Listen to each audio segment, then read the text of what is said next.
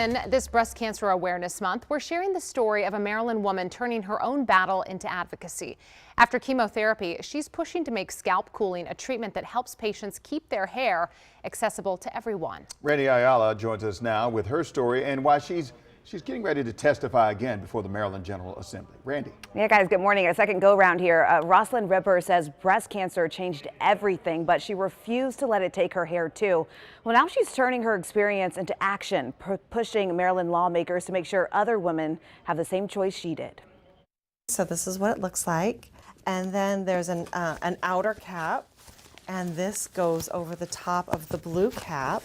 Rosslyn Ripper is showing us how she went through chemotherapy and why she's now fighting for other women facing the same battle. After a double mastectomy, a second diagnosis, and months of treatment, she's using her experience to push for change. I think it's one thing when you choose to share openly that you're going through chemo, but you don't want your bald head being the reason that you're explaining that you're going through chemo. Scalp cooling helped her avoid that. She says she didn't lose her hair during chemo, thanks to the FDA-approved system that reduces hair loss for cancer patients with solid tumors. Scalp cooling is applying a cold cap to your scalp on the days of chemotherapy to produce vasoconstriction or narrowing of the blood vessels near the hair follicles, which has been shown to save hair and protect their hair from chemotherapy. Rosslyn's oncologist, Dr. Yang Lee, says many women don't even know this technology exists and that having the option could be life-saving.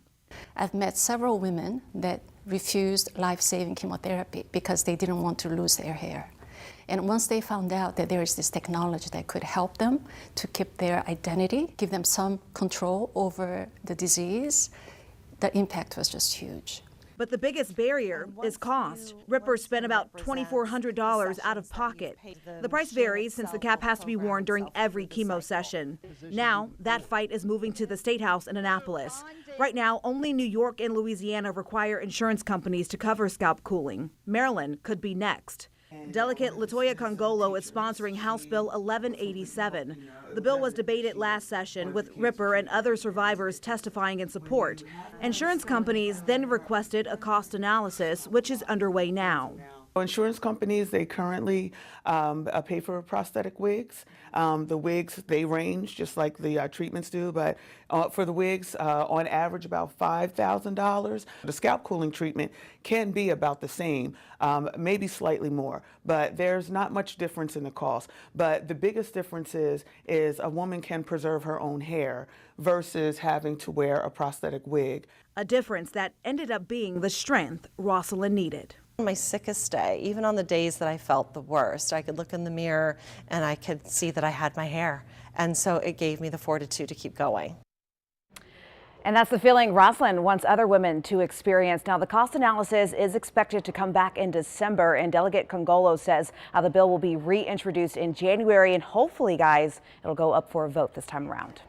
All right, Randy Ayala reporting for us this morning. Thank you.